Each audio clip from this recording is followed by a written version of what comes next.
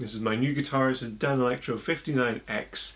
Having loads of fun with it so far. I've had it for a couple of weeks, so I thought I'd explain some of the reasons I bought it and some of my first impressions of it. Okay, I'm going to take you through some of the spec first of all. So this is the classic Danelectro shorthorn body shape. Quite a familiar sight. You may well have seen footage of Jimmy Page playing something that looked a bit like this. It's really iconic. It's still made of masonite, which is a composite wood, a bit like MDF, and it's semi-hollow with a centre block. So it's really resonant. I was surprised. It's actually really enjoyable to play when it's not even plugged into an amp.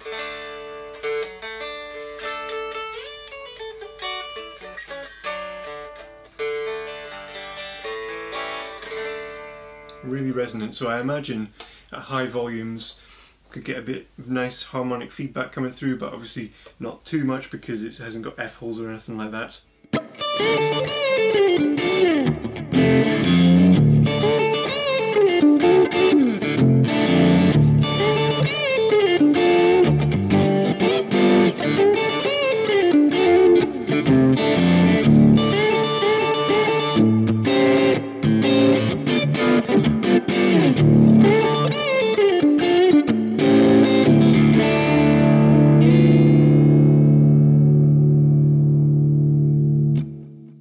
Danelectro make a number of these different 59 models. This is the 59X. The reason I went for this rather than what they call the stock 59 is because of the pickup configuration. So the stock 59 just comes with two lipstick tube single coil pickups, one in the neck and one in the bridge, whereas this comes with kind of a P90, they call it a high output single coil pickup, and then dual lipstick tube pickups to give you a humbucker, which can also be coil tapped with this push-pull tone pot. So that just gives it a bit more versatility. I'm all for that kind of thing, and I love a P90 sound. So I'm going to put various clips through this demo of different pickup configurations, and you can hear all the tonal differences, but it's one of the main selling points for me. I absolutely love the sound of these pickups.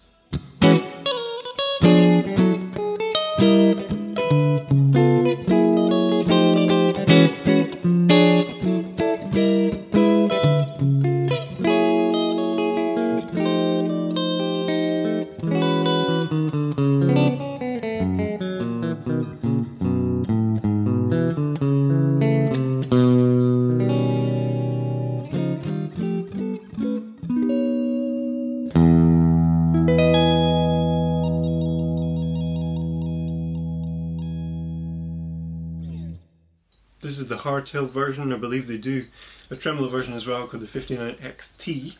It's got this slightly unusual looking bridge, which I imagine is a little bit fiddly to change strings on. I haven't tried that yet. And I did need to adjust the action when it arrived. The setup had the action really low and as a result very buzzy. So I'll probably get it set up professionally at some point, but all I've done is just slacken off the strings and then turn these screws to raise the height of the bridge, and that seems to have improved things for me. I'm happy with the setup as it is at the moment.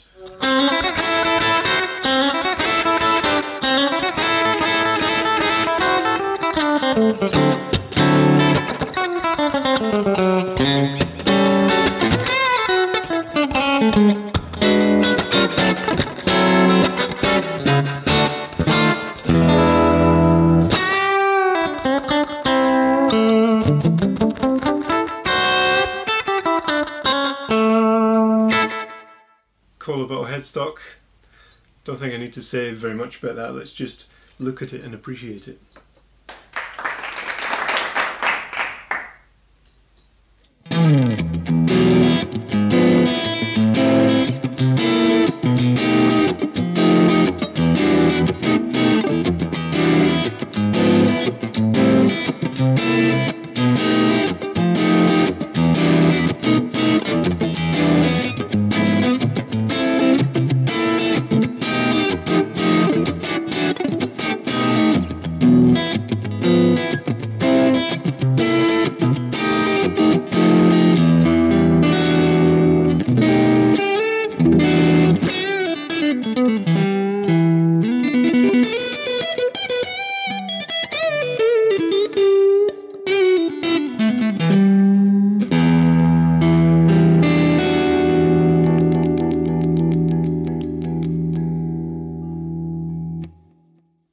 rosewood fretboard, 21 frets. If you've seen any of my other videos, you've probably seen me playing my Charvel, which is still going to be my main guitar. It's got jumbo frets, and I'm kind of used to that now. I do like the feeling of jumbo frets. String bends are easier. This doesn't have jumbo frets. It's not really what this guitar is about, so it's not a huge issue for me. Aluminium nut is kind of cool. I think that comes from, originally in the 50s and 60s, it was cheaper to use aluminium than bone, so it's just a way of saving cost, but it's kind of cool. When I do a string bend on the B string, I've noticed a little bit of a creak as the string moves in the groove of the nut, so probably a bit of lubricant will solve that, and tuning stability has been great so far.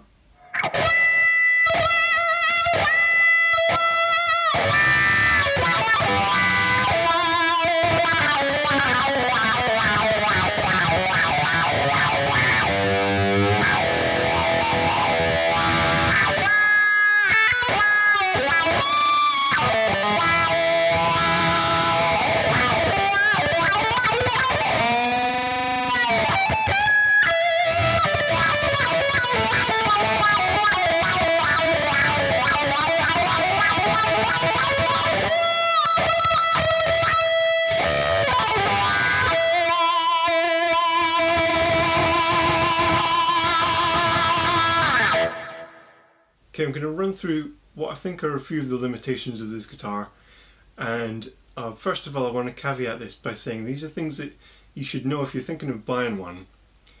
You need to know the limitations and be okay with them. So it's not necessarily to criticise the guitar because it's great fun, it's just you kind of have to know it's that vintage style. It's got certain things that just aren't quite as easy as a modern style guitar. So first thing is ergonomics. I mean, you couldn't expect Danelectro to change the shape, could you? It's so iconic, but I do find this, the top horn of the guitar, if you like, kind of digs in a little bit, especially if you're at the desk doing some stuff on Logic or whatever, and you've got your guitar and it digs in slightly.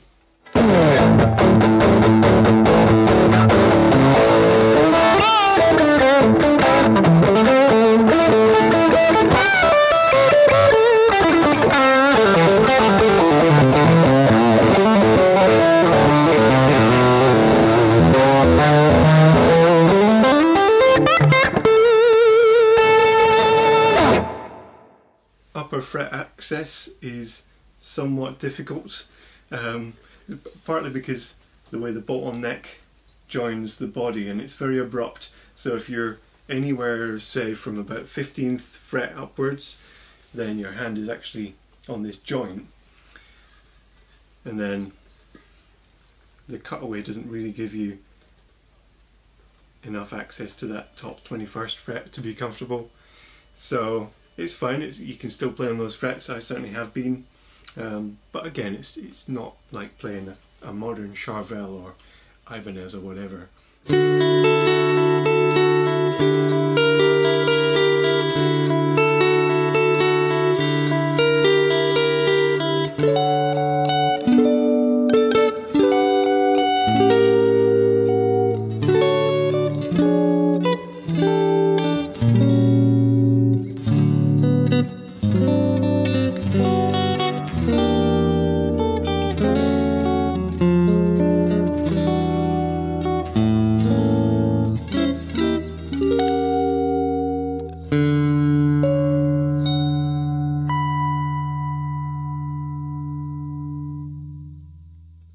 Also, the strap pin is slightly limiting in that there's not much space to actually attach a strap.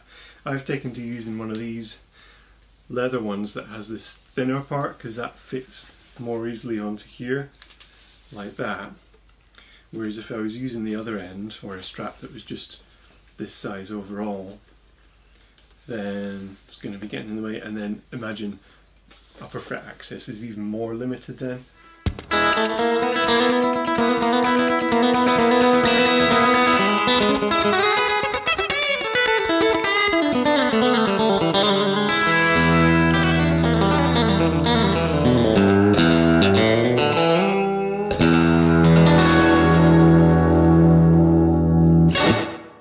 The volume and tone controls have this really cool vintage look. But one thing I have found is with the tone control, which I've mentioned already, is push-pull pot for the coil split. It's a little bit slippy, and sometimes when I want to pull it up I can't, if my fingers can't quite grip on it. So imagine if you were mid-song and you needed to pull that up, you couldn't always rely on it. But again, that's a small thing and a small price to pay for how cool they look.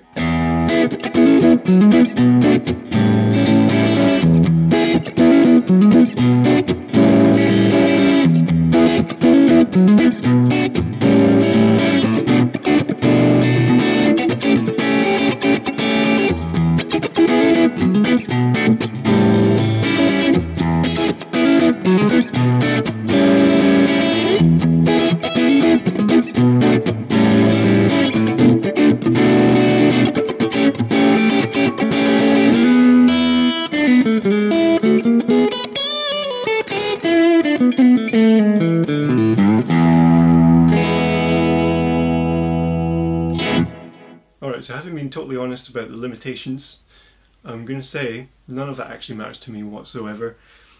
When I look at this guitar and I pick it up, it just makes me smile, and I end up playing in a different kind of way. It inspires me to play different things. That intro jam at the start of the video, not my usual style of playing at all, but somehow when I sat down and I thought I'd better record something for this video, that's what I ended up doing. So put that down entirely to this guitar. And that's surely the whole point of buying guitars and buying more than one guitar, is you want them to inspire you in different ways. So this does completely different things to my trusty Charvel, and I think they're going to be a great team. And also, I mean, such a cool history, Danelectro, back to the 50s, the sort of early days of electric guitar, the early days of rock and roll. And thinking of all the famous players who have used a Danelectro at some point in the past, you know, Jimmy Page mentioned, Jimi Hendrix, Jeff Beck, you know, so many big names have been part of that story. So it's quite cool to be part of the Danelectro story ourselves as well. And it's so affordable, £450 this was. So hope you enjoyed the video. Give us a thumbs up if you have. Please subscribe if you don't already, and thanks for tuning in.